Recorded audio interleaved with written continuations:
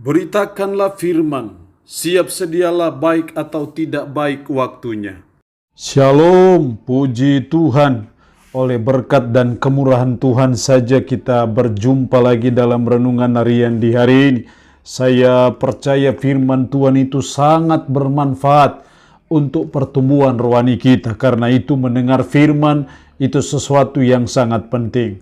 Mengawalinya mari kita berdoa. Kami bersyukur dan memuji nama-Mu ya Allah di hari ini.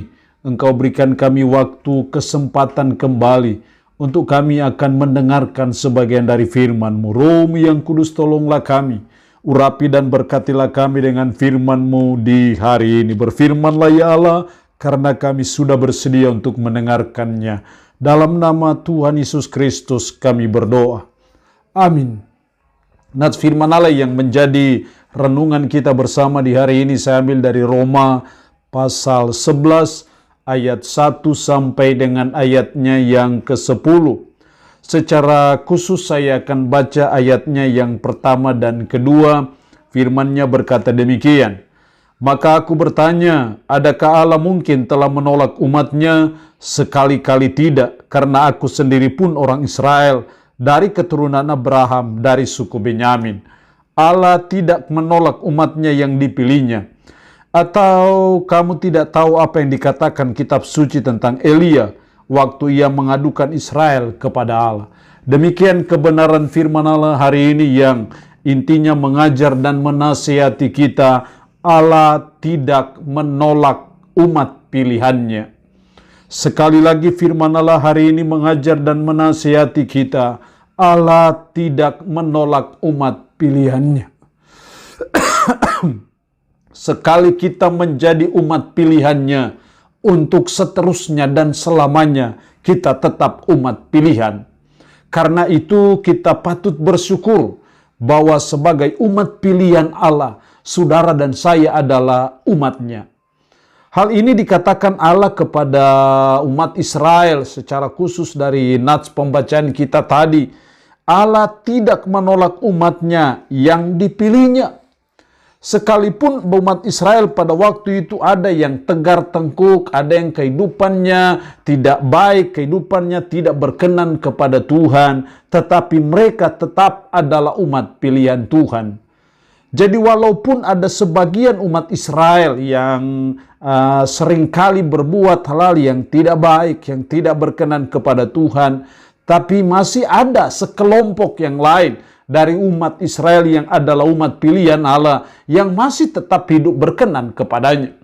Demikian juga dalam konteks kita sekarang ini, saudara dan saya adalah gereja, dan gereja adalah umat pilihannya. Dan itu berarti bahwa Allah juga tidak menolak umat pilihannya, yaitu saudara dan saya yang sudah percaya, yang sudah beriman kepadanya. Sekali saudara dan saya menjadi umat pilihannya, maka untuk seterusnya dan selamanya saudara dan saya sebagai umat pilihannya. Nah, kalau Allah tidak menolak umat pilihannya, lalu apakah yang dituntut dari saudara dan saya? Setidaknya ada dua hal yang dituntut kepada umat pilihan waktu itu, yaitu umat Israel, tapi juga itu berlaku bagi saudara dan saya sebagai umat pilihannya, sebagai gerejanya. Yang pertama dalam ayat 4, tetapi bagaimanakah firman Allah kepadanya? Aku masih meninggalkan 7.000 orang bagiku yang tidak pernah sujud menyembah Baal.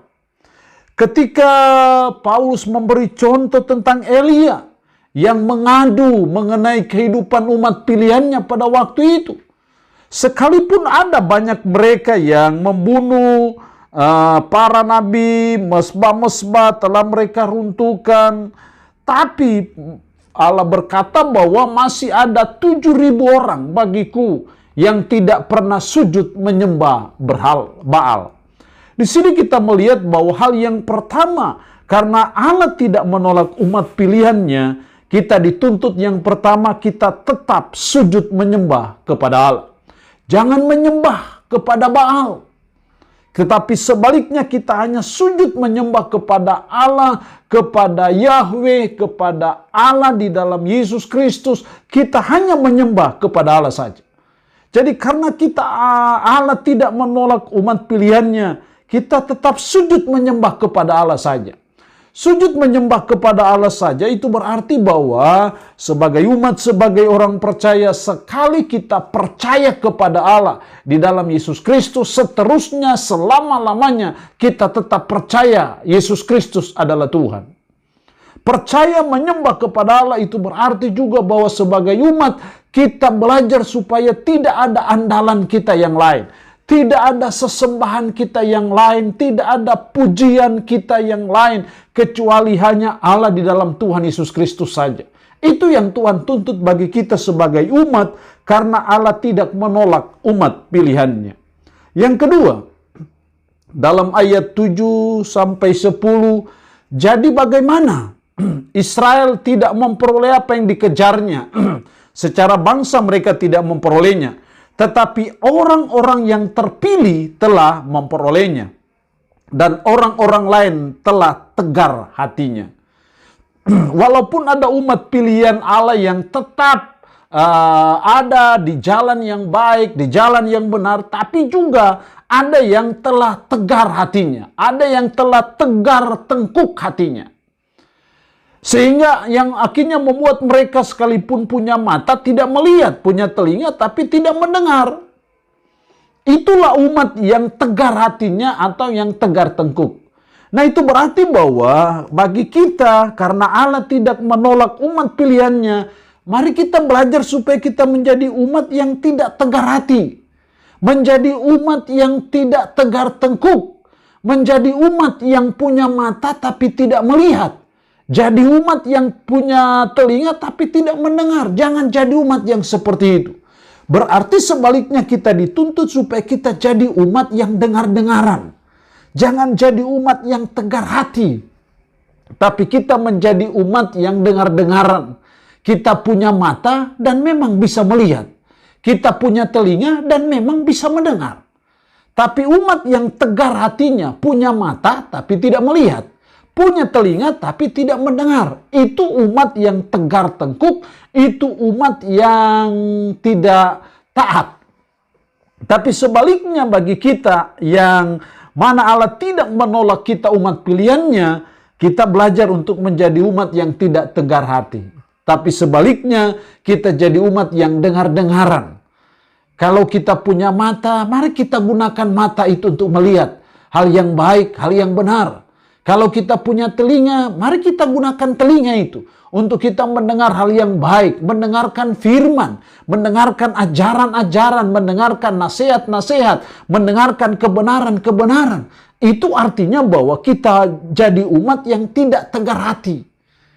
Maka saya percaya kita sebagai umat pilihannya, karena Allah tidak menolak kita umat pilihannya, kita belajar supaya menjadi umat yang dengar-dengaran.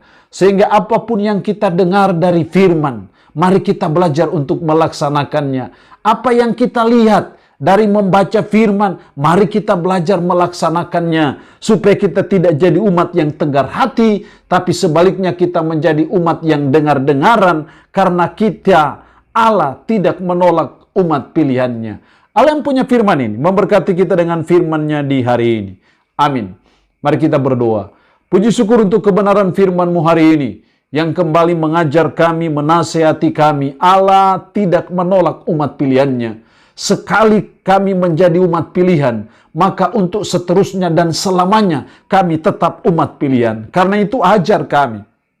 Tolong kami supaya kami tetap sujud menyembah kepada Allah saja di dalam Yesus Kristus dan tidak kepada Allah yang lain. Tolong kami supaya kami menjadi umat yang tidak tegar hati, tapi sebaliknya kami jadi umat yang dengar-dengaran, sehingga kami selalu mau mendengarkan firman, kami mau selalu melihat dan membaca firman, supaya firman itu terus mempengaruhi kehidupan kami.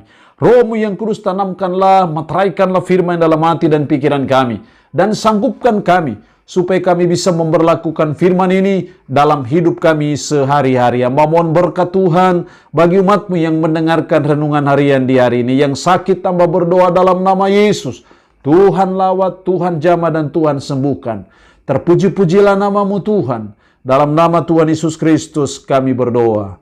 Amin. Shalom. Tuhan Yesus memberkati kita semua.